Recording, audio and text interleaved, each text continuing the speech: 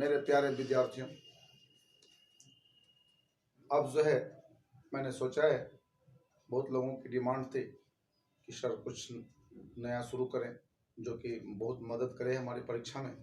मैंने सोचा है कि हम अपने ज्ञान का आप लोगों के साथ बांटें, और इस सीरीज में इतिहास मैं शुरू कर रहा हूँ। और इतिहास में जो है ये पहला चैप्टर जो मैं देख रहा हूँ, भारत का धार्मिक आंदोलन जो 600 BC में हुआ था।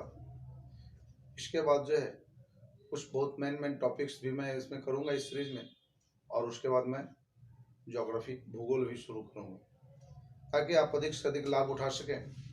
यही हमारी आकांक्षा है, और विद्या एक ऐसी चीज़ है वो बांटने से बढ़ता ही है। तो आज चलते हम देखें कि सबसे पहले जो हमारा टॉपिक है धार्मिक आंदोलन 600 BC में।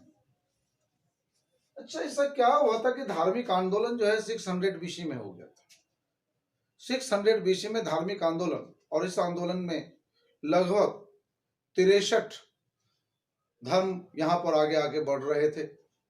63 धर्म जो है आगे आगे बढ़ रहे थे, और इसमें 2 धर्म बौद्ध और जैन ये बहुत ही आगे बढ़े। इसका क्या कारण? वैदिक सभ्यता या वैदिक धर्म के विरुद्ध एकाएक इस तरह से ये आंदोलन जो शुरू हुआ, क्यों हुआ? एकाएक ये आंदोलन जो शुरू हुआ वो क्यों हुआ, इसको हम देखते हैं जरा और विश्लेषण करते हैं। 600 BC के आसपास मगध के क्षेत्र में लोहा मिलने लगा था, और लोहा मिलने के कारण जो है उत्पादन में बढ़ोतरी हुई थी।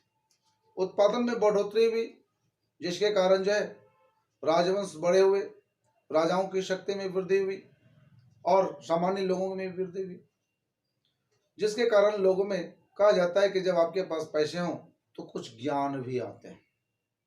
दूसरा बात, वैदिक धर्म लगातार 1500 वर्षों से चलते हुए उसमें बहुत सारी जो है कह सकते हैं कि खराबियां आ चुकी थी। वैदिक धर्म में वर्ण व्यवस्था में शूद्र का स्थान बहुत ही नीचे रखा गया था, और शूद्र की स्थिति इतनी खराब हो गई थी कि वो गांव से बाहर रह रहे थे, और वो जब गांव में आते थे तो ढोल बजा के आते थे। अगर उत्पादन की दृष्टि से देखें, वैश्य ये तो अपना वैश्य जो है कारोबार कर तो रह रहे थे और टैक्स भी दे रहे थे। क्षत्रिय जो है वो राजे रजवाड़े होते थे और ये काम भी कर रहे थे, और ब्राह्मण जो है ये सबसे ऊपर होते थे। तो ये ब्राह्मणवाद, स्वर्ग नरक ईश्वर उसकी अवधारणा है, और उसमें जो है बहुत सारी कुरीतियां एक नए धर्म को आगे आने में विवश की। और इसमें जो है 63 या 66 धर्मों के बीच में बौद्ध और जैन ये 2 धर्म हुए, अहिंसात्मक धर्म हुए जो कि आगे बढ़े, और अगर हम कह सकते हैं कि ये ईश्वर को नहीं मानते थे, अनिश्वरवादी थे। जिस ईश्वर का डर पैदा करके लोगों को घबराया जा रहा था, लोगों को डराया जा रहा था, इन्होंने ईश्वर की अवधारणा को ही समाप्त कर दिया और कहा अपदीप भवो, आत्मदीप भवो, मतलब तुम ही दीपक हो, तुम ही सब कुछ हो। और जब ये बातें हुई और इस क्षेत्र में जो है कोई इन लोगों ने जाति प्रथा या वर्ण व्यवस्था को जो है मान्यता नहीं दी, तो ये धर्म जो है बहुत आगे बढ़ा, और एक समय ऐसा आया कि पूरा भारतवर्ष जो है बौद्धमय हो गए। अब जरा सा देखते हैं कि गौतम बुद्ध की जीवनी के बारे में। अगर यहाँ पर देखें कि परीक्षा के दृष्टिकोण से ये बहुत ही महत्वपूर्ण है, गौतम बुद्ध की जीवनी और उसकी शिक्षाएं आज के डेट में ये प्रासंगिक है। पहले तो प्रासंगिक था ही, और आज के डेट में भी ये प्रासंगिक है।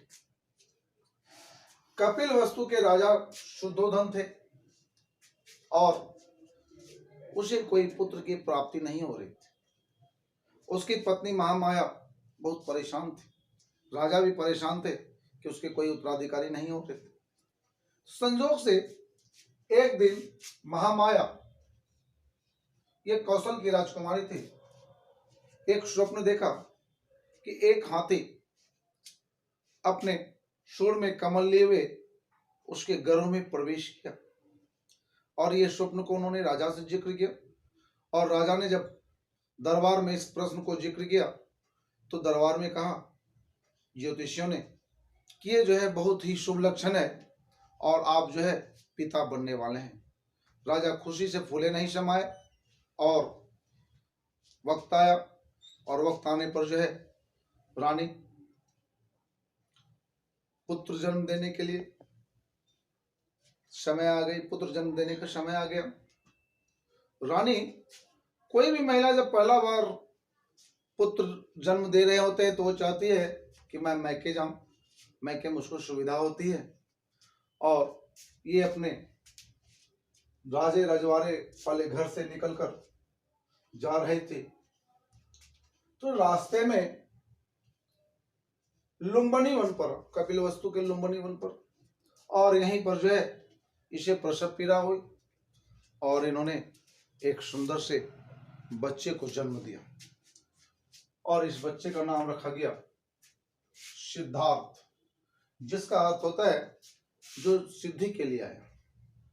खुशियां हुई और लोग जो है राजा खुशी हुए, लेकिन संजोग विधि का विधान कि जन्म के छठे सातवें दिन महामाया की मृत्यु हो गई और बाद में जो है उसकी मौसी प्रजापति गौतमी ने सिद्धार्थ को पाला।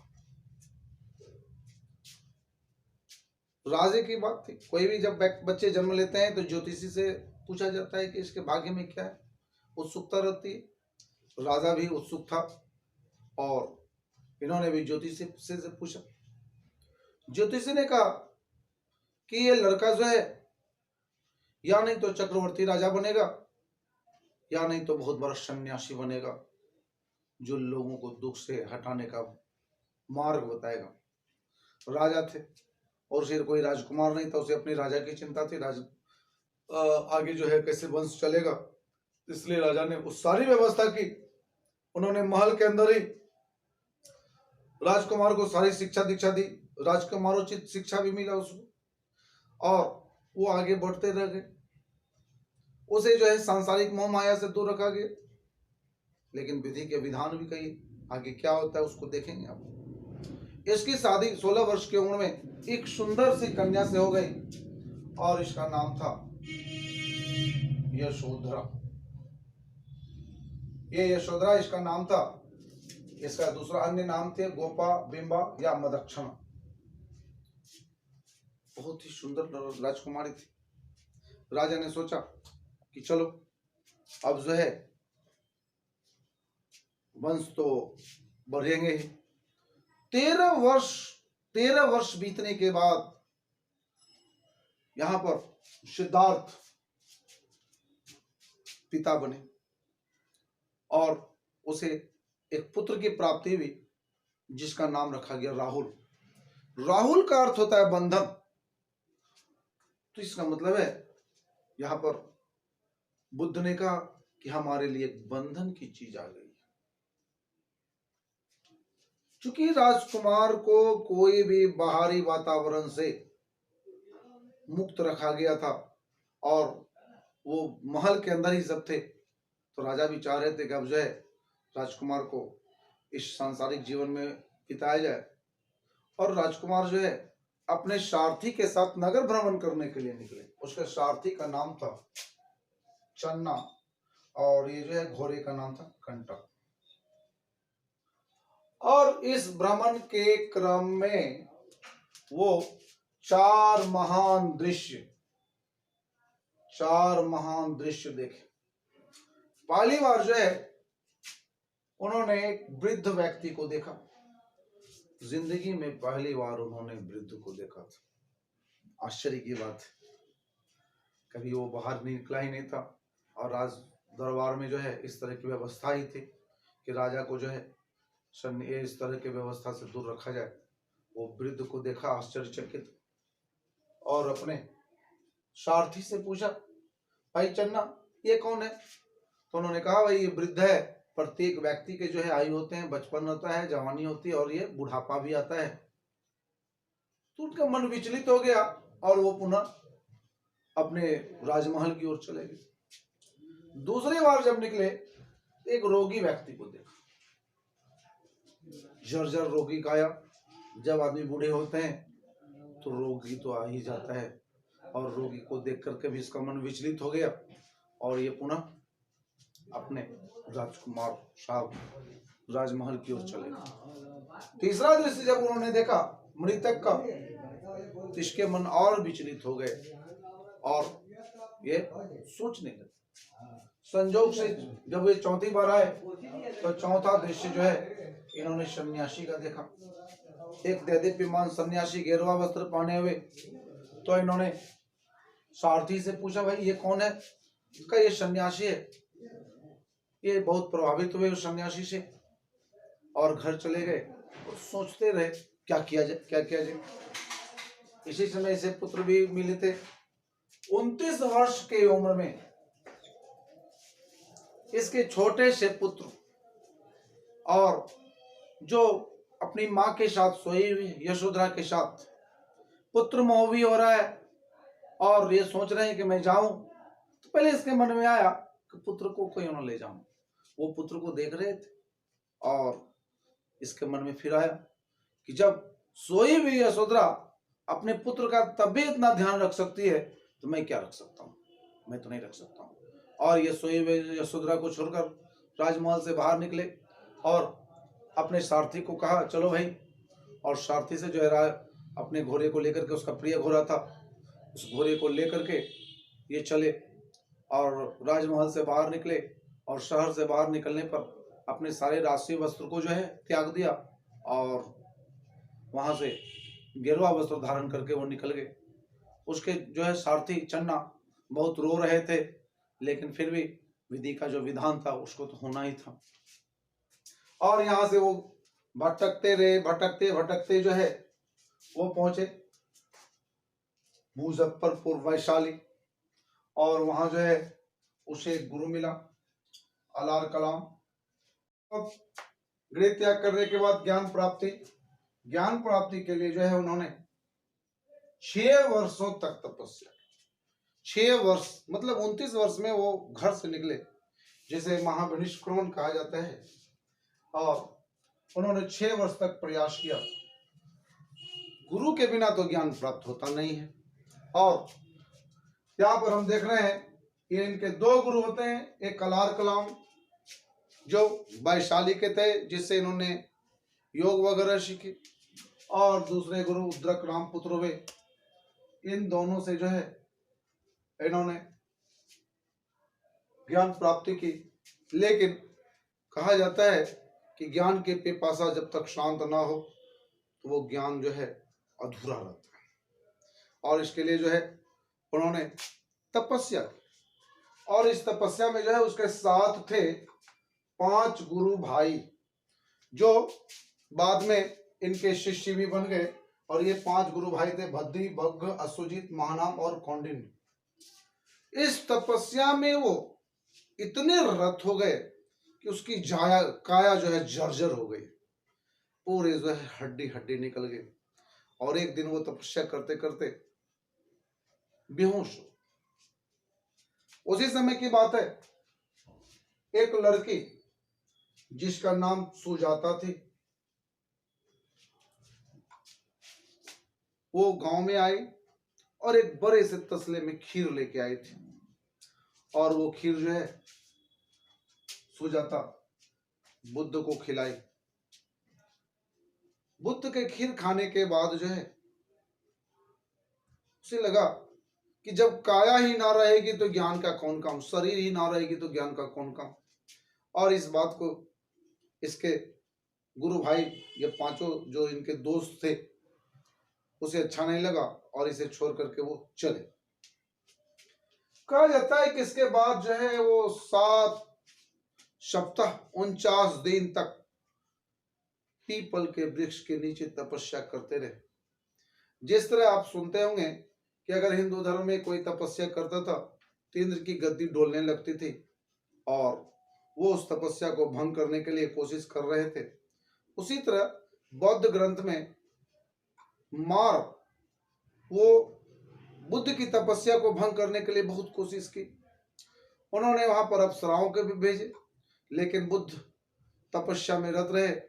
अंततः कहा जाता है कि 49वें दिन उसे ज्ञान की प्राप्ति हुई और 35 वर्ष का उम्र, वैशाख पूर्णिमा का दिन उसे ज्ञान की प्राप्ति हुई। वैशाख पूर्णिमा का जो दिन होता है वो बुद्ध धर्म के लिए, बौद्ध धर्म के लिए, बौद्धिस्टों के लिए बहुत ही महत्वपूर्ण है। वैशाख पूर्णिमा जो है ये बुद्ध का जन्म है, बुद्ध के ज्ञान की प्राप्ति भी है और बुद्ध का ये महानिर्वाण भी है। इसके बाद कहा जाता है कि वो बहुत सोच रहे थे कि आखिर इस ज्ञान को क्या किया जाए। तब उन्होंने निर्णय किया इस ज्ञान को बांटा जाए और वहां से वो गया से प्रस्थान किए और गया से प्रस्थान करने के बाद वो पहुंचे वाराणसी और वाराणसी में ही वहां पर उसे उसके मित्र मिल गए और उन्होंने कहा, वाराणसी के ऋषि पतन में अपने पांचों को दोस्त जो कहा कि मुझे ज्ञान की प्राप्ति हुई, अंततः जो है ये पांचों उसके शिष्य बन गए और उन्होंने पहला उपदेश उस पांचों शिष्य को दिए जो कभी उनके मित्र हुआ करते थे और ये जो है ऋषि पतन।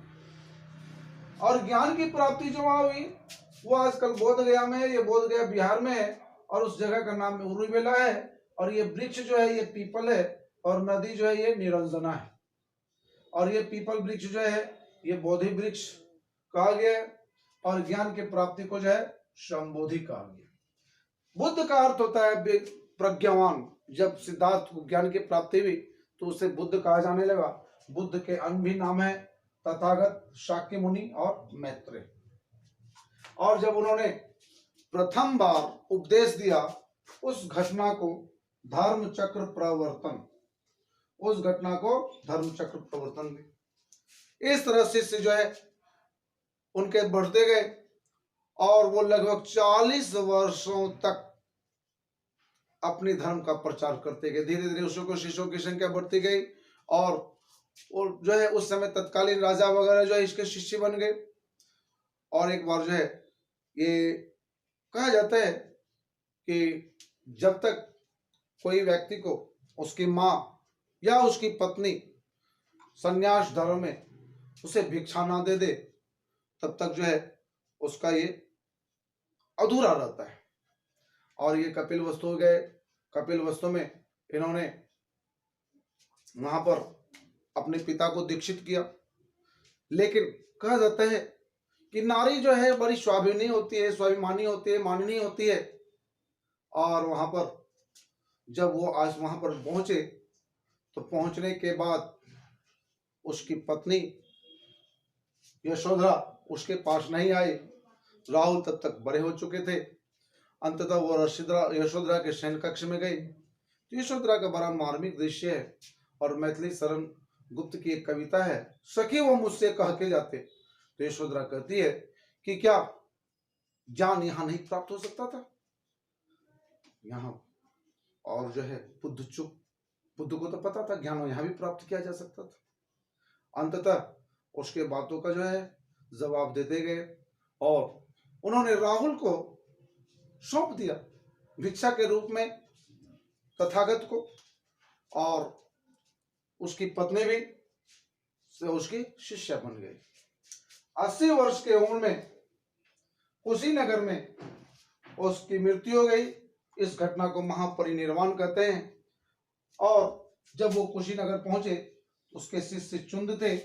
कहा जाता है कि चुंद के हाथों वो शुकर का मांस खाए और जिससे उससे उसके पेट खराब हो गए और उसकी मृत्यु हो गई। लेकिन ऐसा हमें नहीं लगता है। यहाँ पर जो है वो जो मांस के बारे में कहा गया तो यहाँ पर तो तथागत सब दिन फल मूल खा रहे थे। तो ऐसा हो सकता है कि उन्होंने फल मूल ही खाया हो और ये बातें जो है कुछ गले नहीं उतरती है। जो अहिंसा के पुजारी हों वो इस तरह से करते हो। अब जो है हम आपका दूसरा पार्ट में दिखाएंगे कि बुद्ध का शिक्षा का और उसके बारे में अन्य सारी बातें। चलो, बुध को जलाया गया और उसके जो है अवशेष को, उसके राख को जो है 8 भागों में बांटा गया और 8 भागों में जो है उसके 8 स्तूप बने। कहा जाता है फिर जो है अशोक मौर्य ने उस भागों से उसके स्तूप को बनाया गया और बाद में जो है वो स्तूप जो है पूजा काम में भी आता है। एक बार पुनः इसको जो है दृष्टिगोचर कर लेते हैं कि बौद्ध धर्म जो कि आपके परीक्षा उपयोगी है, फिर से मैं देखता हूँ और आपको बताते चल रहा हूँ।